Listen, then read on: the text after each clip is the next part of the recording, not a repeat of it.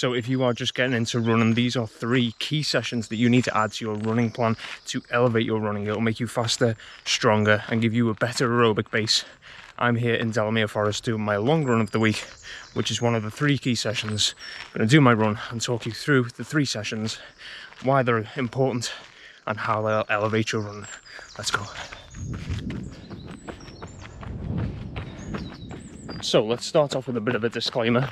Why 3 sessions, 3 runs? Well, most beginner runners run 2 to 3 times a week. If you can get that to 3, then that's a perfect base to start with.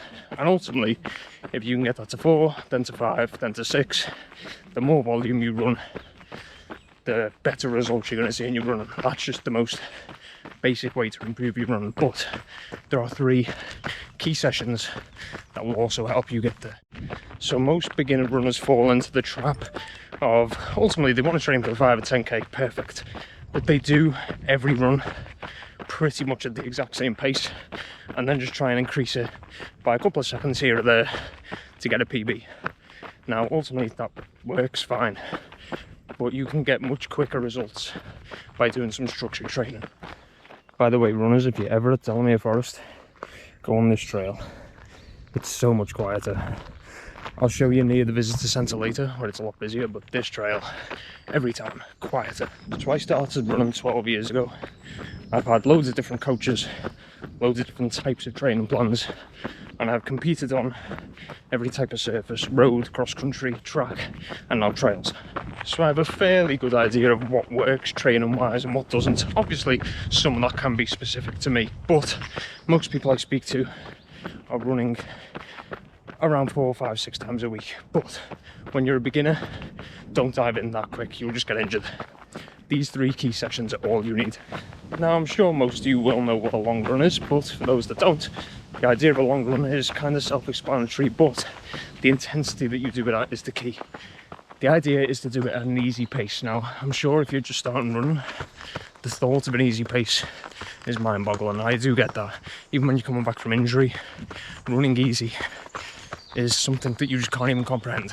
But adding the 2 other sessions in will kind of make that seem a lot more feasible. So the idea with an easy pace, go out running at a pace you find comfortable, and then just drop that pace by 30 seconds per kilometre, or even a minute per kilometre, and you should be able to do what I'm doing now, which is talk. Whether it be to someone else, whatever, you should be able to hold a conversation. That's your easy pace. Now the idea of this run is, firstly, you're putting your body under a lower intensity load, so it's obviously good for your legs, good for your joints, but it also means you can go a bit longer, hence the long run. That's just going to build a great aerobic base, particularly if you're going to start training for some longer distances. The long run is key, but my key tip with it is, do not do it too intense, because you will rarely feel it in your body, and then you won't be able to do the other sessions. Now the next session is one everyone hates, and trust me, I mean everyone. Even us trail runners and ultramarathon runners hate the session, but it's hill reps. But they're so effective. They build strength, they build speed, and they work on your form. Because if you even just go out to a hill, if you've never tried this before, try and heel strike running uphill. Doesn't work. I'm running uphill now, and I'm landing on my forefoot. Hill sessions are incredible. The other really nice thing about hill sessions is you can do them however you want. I do sometimes 10 to 15 minute hill reps, but you could do 30-second hill reps. They're so versatile, and they will all give you benefits. Now, the one to start with is 1 minute intervals. Now, the beauty of the 1 minute reps is they're just about long enough to make you really push and really work and feel like you've got a workout. But they're not quite long enough if you go off too hard. You're not going to be punished too badly at the latter stage of the session. With that being said, the key to any interval session is to not do that. Pacing is key. Now what I mean by that is, you don't want to go off your first few reps too hard, because you will suffer at the end of the session, and psychologically that will feel like you've had a bad session. You may also increase the chance of injury. The key is to evenly pace your reps, and even potentially go off a bit too cautious at the start and finish stronger. Again, that way, psychological boost, you'll feel like you've had a great session. So pacing is really important, but that just comes with time and practice. You'll only get a feel for it when you've done a few of these sessions. So for the hill sessions with 1 minute reps, I'd start off with like 4 to 6, and that won't feel like a lot, but you're going to build from there. Learn that pacing, and the perfect thing with hill sessions is your rest period is just how long it takes you to get back to the bottom or wherever you started, and you can progress that by starting off by walking your rest, and then as you get better, jog your rest, and then maybe build up to 20 times a minute hill reps, or go to 2 minute reps.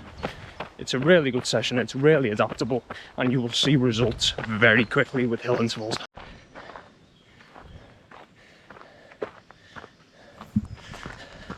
Now the last session is brutal, no sugarcoating it. It's a VO₂ Max session, and it's basically 4 minute intervals with a 3 minute easy recovery jog. Now this is meant to be done at like 85 to 95% of your maximum capacity, so it is a tough session. It hurts, it's horrible, but again, the results are incredible. I'd start off with 2 to 3. What you eventually work up to is 4 to 6 of these reps. Ideally on the flat, but yeah, this session is a killer. So why is this session particularly important? Well, it's really going to push along your VO₂ max. It's commonly referred to as the Norwegian 4x4 session. Take a look at it. It's used a lot, but as I said, it's brutal.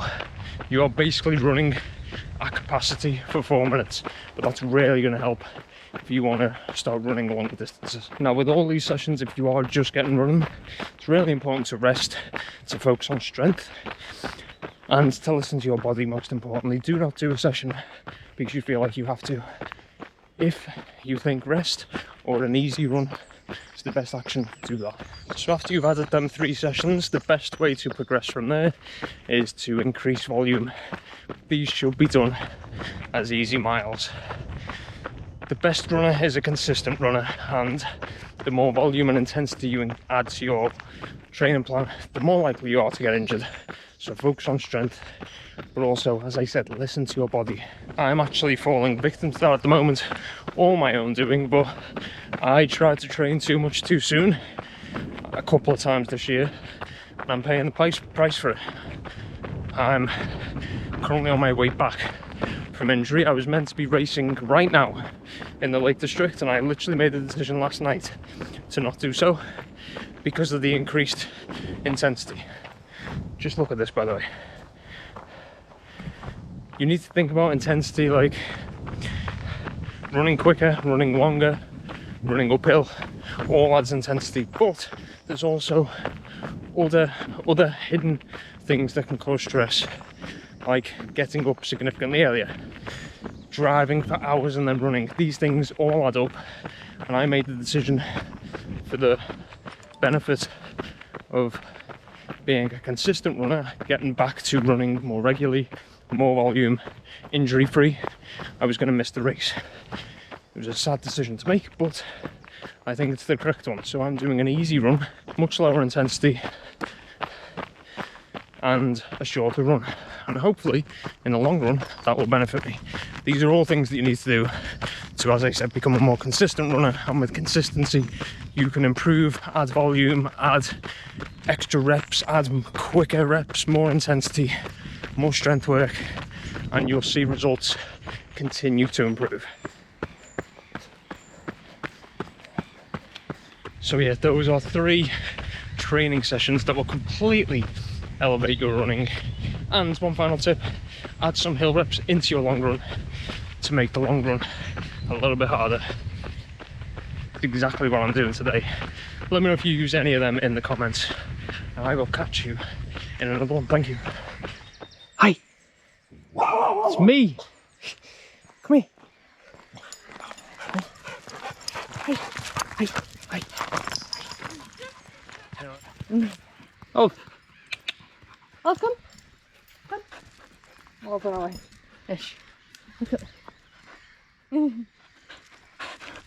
It's time.